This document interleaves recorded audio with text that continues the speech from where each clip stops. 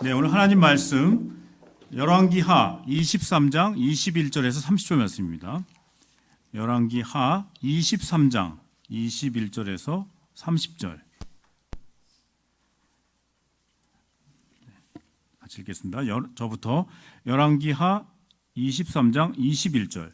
왕이 뭇 백성에게 명령하여 이르되 이 언약책에 기록된 대로 너희의 하나님 여호와를 위하여 유월절을 지키라 하매 이스라엘을 다스리던 시대부터 이스라엘 여러 왕의 시대와 유다 여러 왕의 시대 이렇게 요시야 왕 18째 해 예루살렘에서 여호와 앞에 이 유월절을 지켰더라. 예루살렘에 보이는 신접한 자와 점쟁이와 드라빔과 우상과 모든 가증한 것을 다 제거하였으니 이는 대제사장 실기야가 여호와의 성전에서 발견한 책에 기록된 율법의 말씀을 이루려 요시야와 같이 마음을 다하며 뜻을 다하며 힘을 다하여 모세의 모든 율법을 따라 여호와께로 돌이킨 왕은 요시야 전에도 없었고 후에도 그와 같은 자가 없었더라. 여호와께서 유다를 향하여 내리신 그 크게 타오르는 진노를 돌이키지 아니하셨으니 이는 므낫세가 여호와를 경노하게 한 그 모든 경노 여호와께서 이르시되 내가 이스라엘을 물리친 것 같이 유다도 내 앞에서 물리치며 내가 택한 이 성 예루살렘과 내 이름을 거기에 두리라 한 이 성전을 버리리라 하셨더라. 행한 모든 유다와 역대지 아니. 요시야 당시에 애굽의 왕 바로 느고가 아수르 왕을 치고자 하여 유브라데 강으로 올라감으로 요시야 왕이 맞서 나갔더니 애굽 왕이 요시야를 무깃도에서 만났을 때 죽인지라. 목들이 그의 무깃도에서 예루살렘으로 돌아와 그의 무동에 장사 백성들이 요시야의 아들 요아스를 때리다 그에게 기름을 붓고 그의 아버지를 대신하여.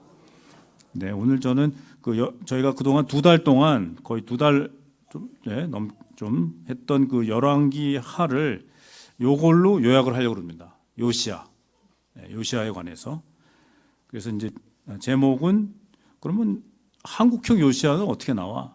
한국형 요시야 교회는 어떻게 나와? 이게 이제 제 기본 문제 의식입니다. 여러분도 이제 우리 교회가 요시야형 교회가 돼야지. 그럼 어떻게 해야 되지? 이런 고민을 해야 됩니다. 그렇죠?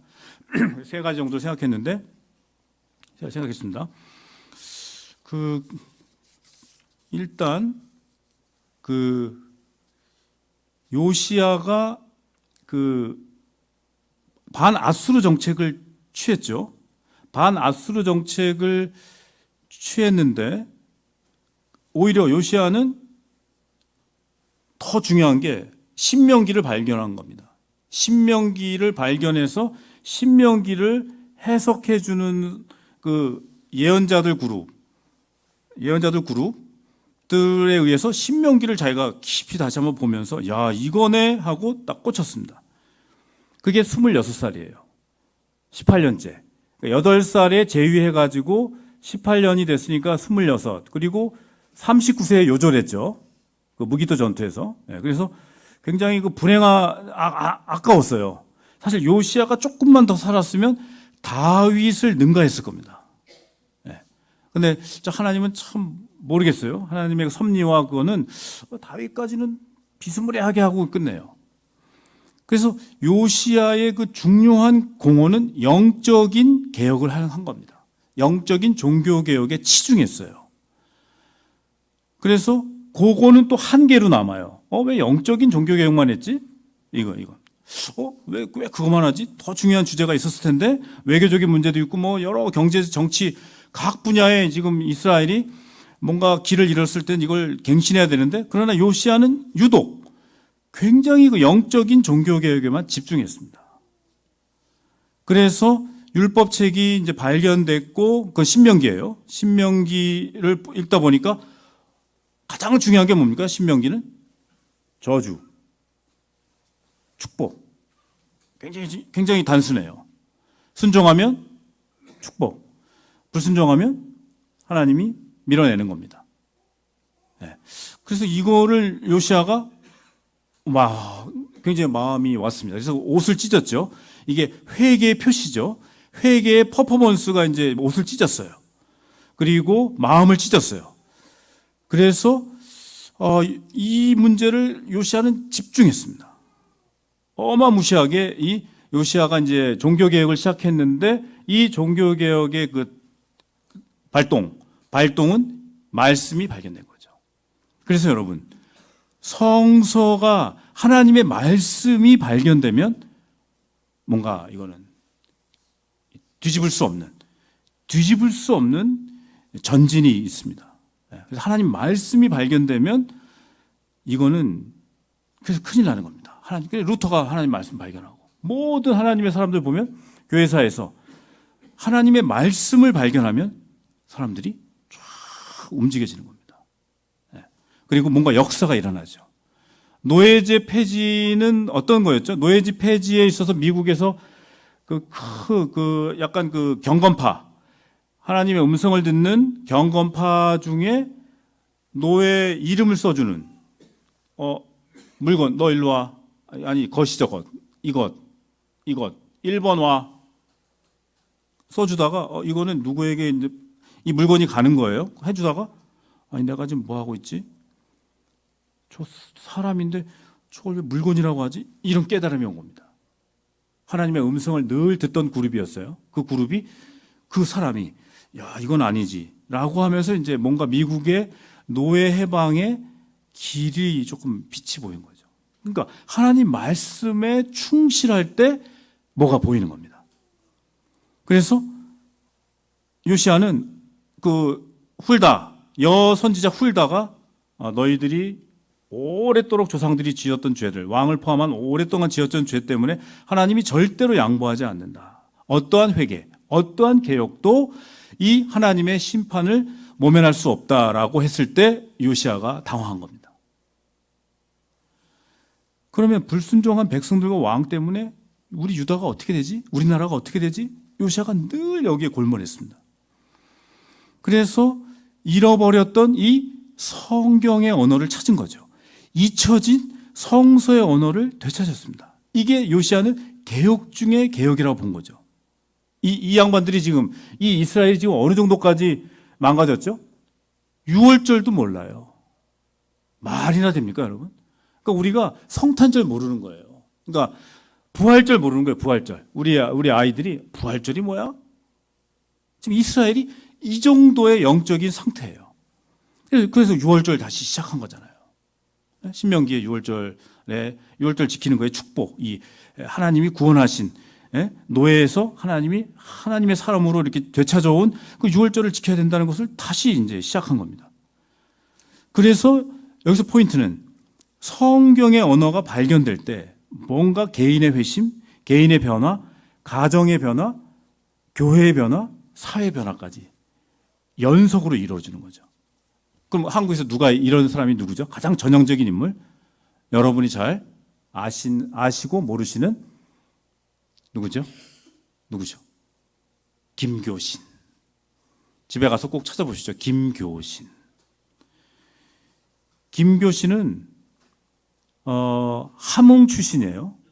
함흥 출신인데, 북한 함흥 출신인데, 그가 하나님 말씀을 공부하면서 늘 생각했던 게 뭐냐면 성서를 조선 위에 놓아야 돼. 성경을 조선 위에 올려놔야지. 조선이라는 나라를 성경 위에 올려놔야지. 늘 이런 마음을 받았습니다. 그리고 가장 조선답게 가꿔야지. 이렇게 해가지고 자기가 21살 때 도쿄 고등사범학교에 입학했습니다. 그래서 원래 영어과로 갔다가 지리 박물과로 바꿨습니다. 지금 말하면 지리 선생님이 된 거예요.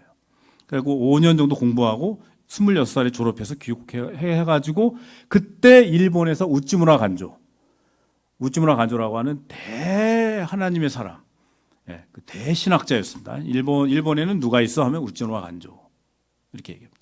한국에 누가 있어? 뭐 박윤선, 뭐 안병무. 그럼 일본에 누가 있어? 우찌무라 간조.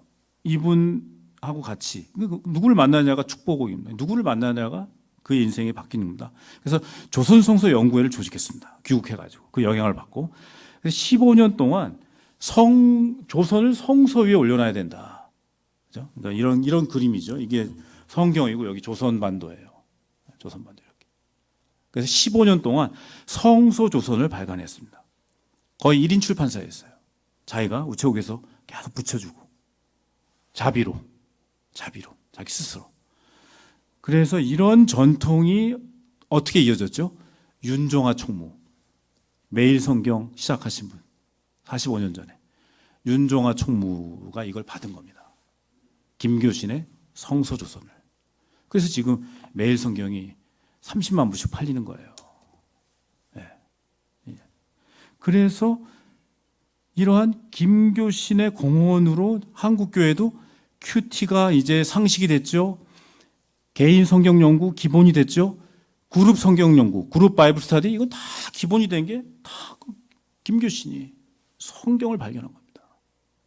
그래서 가짜 말씀 중심을 타파하고, 그러니까 뭐냐면 그 당시에 김교신 당시에는 선교사들이 우리 조선인들을 무시했어요. 에이, 조선인들은 아직도 안 되지, 배워야 돼, 미개해. 이거에 대해서 김교신이 아니 왜 한국이 미개하냐? 우린 단군부터 뿌리 내린 5천 년의 역사가 있는데 미국 역사가 200년도 안 되는데 그 당시 100년도 안 된 거잖아요. 그래가지고 나 이건 아니다라고 생각했어요. 아주 훌륭한 사람이죠. 그리고 무조건 믿어, 이렇게 얘기하는 한국 목사들 당시에. 그때 그게 그거래요. 이게 함흥 사투리인지 모르는데 냉수 치고 믿어라 그러는데 그 냉수 친다는 말 쓰나요? 함흥말로? 모르겠는데요. 최 기장님. 냉수 치고 믿어. 그러니까 묻지 말고 믿어, 이겁니다. 지성을 사용하지 않는 거. 이 두 가지에 김교신이 반대했어요. 나 이거 아니다. 가짜 말씀 중심이야, 이거. 그래서 진짜 말씀 중심을 그가 시작했고, 부패한 교회주의를 어떻게 하면 극복할 것인가.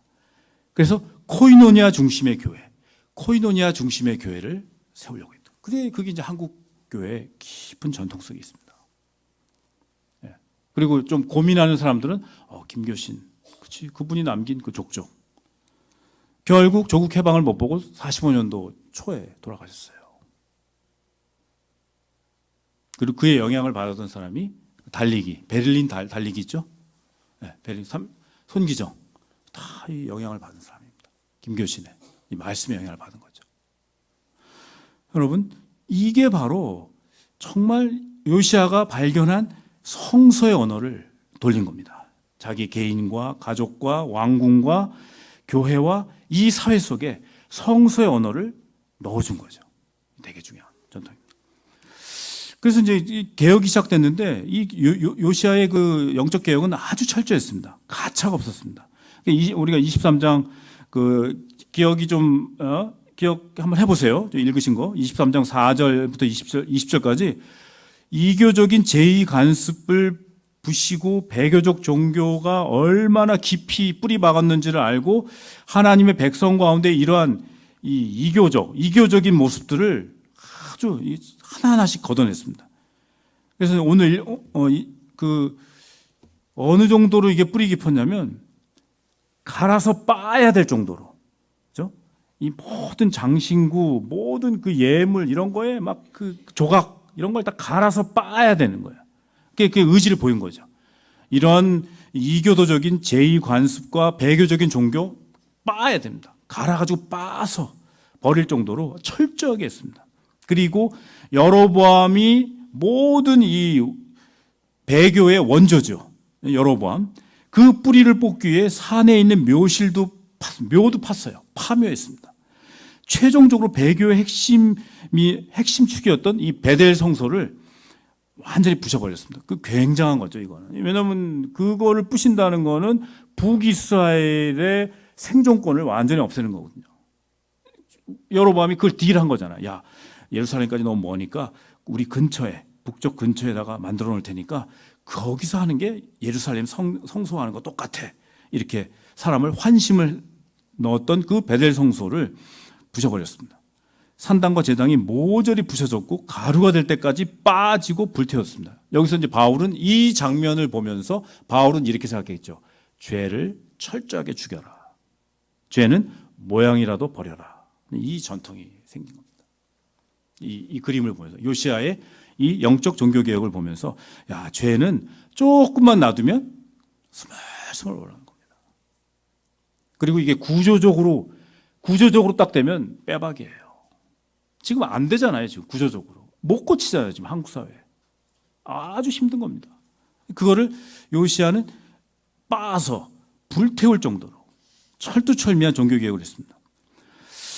그러면 여기서 그럼 한국 개혁은 뭘까? 저는 이제 오늘 시간이 부족하니까 저는 근본적으로 아주 철저하게 한국에서의 중요하고 시급한 개혁은 하나님의 형상이 완연하게 회복되는 겁니다.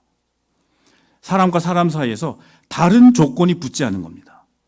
너와 나 우리는 하나님 형상이라고 하는 이 유일한 이 원칙, 인간 존재의 유일한 제일 원칙을 고수하는 거, 이게 아주 중요한 개혁입니다. 한국 사회는. 왜냐? 한국 사회는 학연, 지연, 성별, 세대별, 국적별, 신체,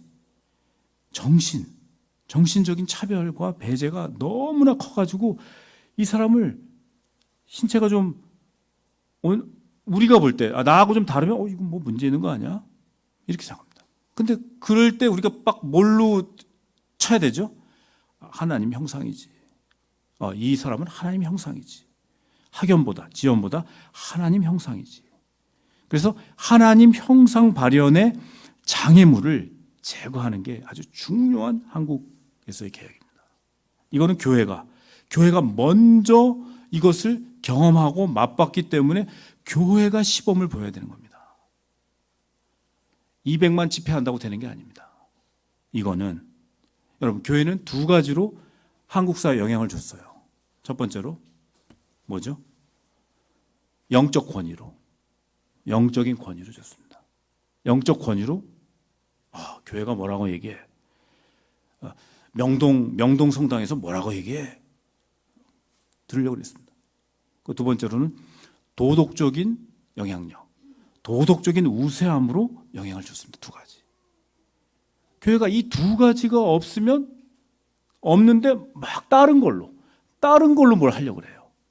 돈 쓰고 사람 동원하고 안 됩니다. 1907년 부흥운동 다시 한다고 2007년도에 상암에서 모였죠. 그래, 평양 부흥이 왔습니까? 안 와요. 떼거리로 모인다고 오지 않습니다. 근본적인 개혁을 해야 되죠. 네. 가짜 말씀주의를 타파하고 정말 부패한 이 교회주의를 극복해서 교회는 성도들의 모임이지. 이런 거를 실현해 나가는 우리 보성교회가 진정한 교회개혁의 중심에 있는 거죠. 그래서 하나님 형상으로 자신을 존귀하게 유지할 수 있도록 모든 사람들이. 그러면 그러려면 그거를 보장해 주는 게 뭐야? 하나님 형상을 온전하게 보장해 주는 게 가장 중요한 게 뭐죠? 경제적으로. 경제가 밀리면 완전히. 최근에 그 KBS에서 8년 만에 혼자 집에 있다가 한 번도 안 나오다가 나온 사람이 있어요. 인터뷰했잖아요. 보셨죠? 8년 만에 나왔어요, 세상에. 교회가 그런 사람을 찾아야죠. 그런 사람을 이런 사람들 돌봐야지. 이런 사람 우리가 돌보고 환대해야지. 이게 중요한 교회의 선교죠. 시급한 과제죠. 그래서 여러분, 이게 신연이 우리에게 가르쳐 준 겁니다. 예수님의 신연 선언이 이걸 가르쳐 준 겁니다. 서로를 상호 균등케 하는, 즉 상호 하나님 형상으로 서로를 대우해 주는 이 원리를 교회가 유지해야지. 이게 마리아의 찬가죠. 누가복음의 마리아의 찬가입니다. 여러분, 그런 면에서 오늘 장영 전사님이 고엘뱅크 얘기했는데 저하고 통했습니다. 저거 안 짰습니다. 짜고 치는 고스톱 아닌데 그 고엘뱅크 중요하다. 저도 굉장히 중요하다고 그래서 제가 오늘 고엘뱅크 위원들한테 물어봤어요. 우리가 2017년 8월 달에 얼마 갖고 시작했냐? 8월 달에 시작했는데 100만 원 갖고 시작했습니다. 지금 4,800만 원이에요. 48배. 하나님 48배로 이거를. 그래, 어려울 때 돈으로 말해. 주둥아리로 말하지 말고 돈으로 말해. 그래서 하나님이 무담보, 무이자로 청년들이 많은 혜택을 받았습니다. 지금도. 그래서 이런 것들이 얼마나 중요한 건가. 이런 게 이제 중요한 교회가 실험하면서 개혁의 씨를 만들어 가야 되는 거죠. 여러분, 욕망을 향한 도파민을 추구할 겁니까? 욕망을 자극하는 도파민을 추구할 겁니까? 얘기해 보십시오. 아니면 자유를 향한 몸부림을 칠 겁니까? 네. 여기서 교회가 아주 중요한 기로에 있습니다. 그러면 자, 요시아가 자, 질문 답해 보십시오, 여러분. 배교는 징벌을 가져옵니까? 배교는 징벌을 가져옵니까? Yes. 개혁은 보상을 얻을 수 있습니까? 예. 그런데 요시아는 복잡했습니다. 요시아는 하나님 신명기 말씀을 완전히 순종했는데 그 훌다, 여선지자 훌다가 그래도 이스라엘 끝 안 돼. 300년 누적된 불순종 하나님이 그만두지 않아. 이거 반드시 처리할 거야. 이렇게 했습니다. 그 얘기를 들었을 때 요시아가 마음이 찢어져요. 이거 어떡하지? 야, 어떡하지? 요시아의 의로운 개혁도 다가올 심판을 막지 못했습니다. 그런데 성경에는 솔로몬이 성전에서 주님, 여기서 우리가 하나님께 회개하는 기도를 들으면 주님이 들으셔서 우리에게 다시 회복을 주십시오. 이 기도가 있는데, 히스기야는 치유를 받았는데, 히스기야는 아수르의 대군을 멈췄는데, 이거 가능하지 않을까? 근데 하나님이 미국말로 안퇴 이렇게 얘기했습니다. 안퇴.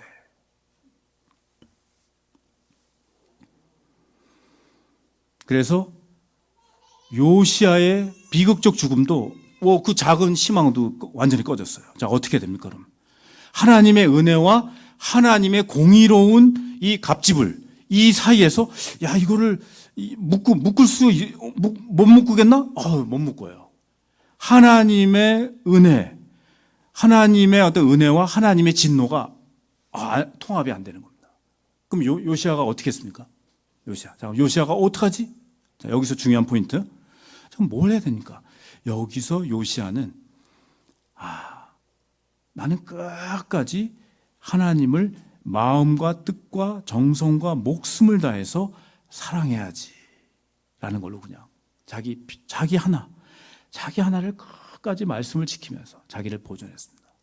그 결과로 이스라엘은 망했죠. 여러분, 이게 신비예요. 하나님의 은혜를 요시아는 받았지만 이스라엘은 하나님의 심판을 받았습니다. 이게 하나님의 신비예요. 그럼 우리는 어떻게 할 거냐? 우리는 하나님을 마음과 뜻과 정성을 다해서 사랑하는 길밖에 없습니다. 하나님의 진노와 하나님의 역설 앞에서, 하나님의 진노와 하나님의 은혜라는 이 역설 앞에서 우리가 선택하면서 가야 될 길은 하나님을 더욱더 사랑하는 겁니다. 그 사랑의 힘으로 변화시키는 능력으로 공적인 삶을 사는 거죠. 그때 사랑은 제가 누누이 말씀드리지만 불의를 기뻐하지 않는 그 사랑으로 우리의 공적인 삶을, 이 교회에서의 삶을, 또 일터에서의 삶을 수행하는 겁니다. 왜냐? 신앙은 거래가 아니거든요. 신앙은 어떤 자기의 이득을 취할 그런 종교적 비즈니스가 아닙니다. 신앙은 내가 보상받을 거야? 내가 심판받을 거야? 이것과 상관없이 하나님을 향한 신뢰, 그리고 하나님을 향한 충성, 즉 정절이죠. 이겁니다. 요시아는 이 길을 택했습니다. 외롭게. 그러나 이스라엘은 망했죠. 그럼 우리가 이 기사를 보면서 그럼 우리가 망하는 길을 택해야 되겠네? 그건 아닙니다.